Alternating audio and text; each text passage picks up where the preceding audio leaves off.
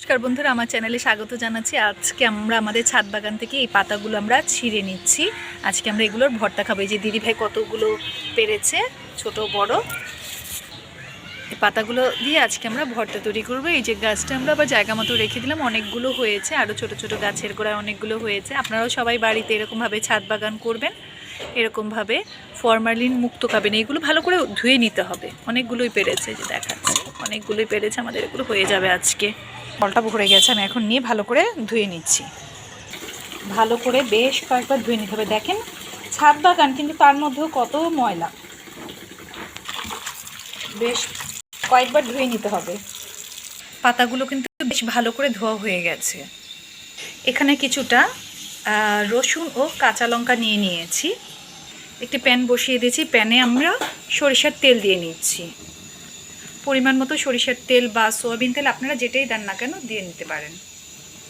তেলটা গরম হয়ে গেছে, এখন আমরা যে রসুন ও কাঁচা লঙ্কাগুলো দিয়ে দিলাম। এগুলো আগে আমরা একটু ভেজে নিব।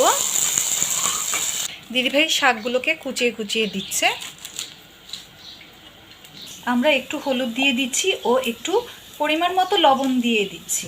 আমরা এখন এটা যেহেতু মোটামুটি ভাজা হয়ে আসছে, আমরা এখন পাতাগুলো দিয়ে দিচ্ছি। আমরা এখন ভালো করে একটু ভাজা ভাজা করে নিব আগেই।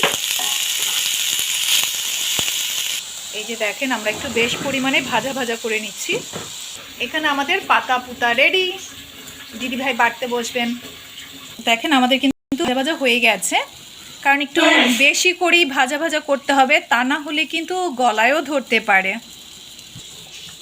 দিদিভাই কিন্তু বাটা শুরু করে ফেলেছে। আসলে ভর্তা খেতে হলে পাতা পুতাতে বেটে খেতে বেশি আনন্দ এবং মজা। এখানে বাটা কিন্তু আমাদের একদম হয়ে গেছে। বন্ধুরা দেখেন কি সুন্দর টুকটুকে সবুজ হয়েছে, মানে খেতেও অনেক মজা হয়েছে। আসলে আমরা বাটার মধ্যেই একটুখানি মানে চেখে দেখেছিলাম। আপনারা কিন্তু এরকম করে করে খেয়ে বলবেন কেমন লাগে। আর আপনারা এই পাতাটাকে কি পাতা নামে বলেন আমাদেরকে জানাবেন। এই পাতার ভর্তাটা হচ্ছে একটা উপকারিতা, শরীরে যদি বিষ ব্যথা থেকে থাকে সেটা দূর হয়।